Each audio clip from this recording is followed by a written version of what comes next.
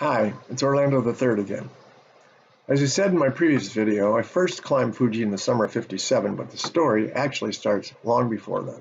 I arrived in Japan in the summer of 1955 in time to start as a freshman in a school named Naramasu, or Naramas, which was located in Tokyo, Japan, about an hour from Johnson Air Force Base where my father was stationed. My first opportunity to climb Fuji was the summer of 1956, but just before the climb, I was hospitalized with pleurisy.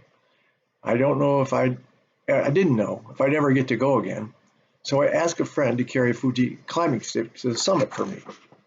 Now, Fuji's climbing stick is wooden, about 5 feet long, hexagonal, very light, and they're really not so much designed for you to climb, but rather for you to record your journey. Because at every station along the way, you can get a scamp burned into the top. There are 10 stations on Fuji, but most people start their climb at station 5. And you would think there's 5, 6, 7, 8, 9, 10, but that's not right. There's a whole bunch of what they call fake stations. And you get told about that by somebody that's been there before, but who cares? It's a stamp. And it's in Japanese, or it's in kanji, and you can't read it anyway. I used that stick again in 1957 when I climbed myself. I made it to the top and got the much revered sunrise stamp, which at that time you could only get within a half an hour of sunrise. I would assume it's the same today, but when we get there, I'll let you know. I'll show you the stick in a later video, because right now it's hanging on a wall in a case in my living room. I plan to take it out of the case and carry it for the 4th time.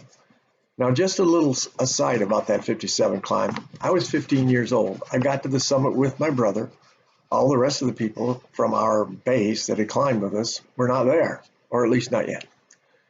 And we didn't see them because after the sunrise, you start down. This isn't unusual, as many people don't actually make it to the top. Then some magic happened on a bench just outside that hut where you could get this much revered sunrise. Was a girl. She was in a short sleeved shirt, shorts, and sandals. She climbed like that. Now remember, we're at the top, which is 12,395 feet above sea level. It was cold. And she wasn't inside. She was sitting on a bench. Her parents and her brother had climbed with her, but they hadn't made it. I sat down next to her, and I'll tell you what, I was smitten. We had an instant connection, and well, things moved rapidly, and I shared one of those moments that are rare in a lifetime. Well, that story and others are in a book that I have on Amazon called Climbing Mount Fuji by Orlando Stevenson, which chronicles vignettes of my time in Japan. Now, that sounds like a commercial, and in some ways it is, because I'm proud of it, and I want to share it with people. But if you do buy the book, which I have priced on Amazon's lowest price ebook, 99 cents. If you do buy the book and you hate it, send me an email and I'll refund your dollar.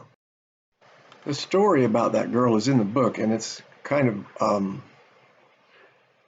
interesting because on our way down, in 1957, you were supposed to climb down the same way you climbed up on the trail. Nowadays, that's not the way it is. At that time, they told you that getting on the lava slides was dangerous. But that's what they use now. You go up on the trail and you come down the lava slides. Well, anyway, about halfway down, she decided to take the lava slide. She lost her sandal, right away. Her foot was bleeding. We were 300 feet or so, 400 feet down the lava slide. We weren't climbing back up. So I took off my shirt, wrapped it up around her foot, and, well, anyway, the whole story. Now, my next video, I'm going to tell you about the climb in 2007, where we did come down the lava slides. I climbed with a friend who was seriously out of shape, and it just didn't work out very well.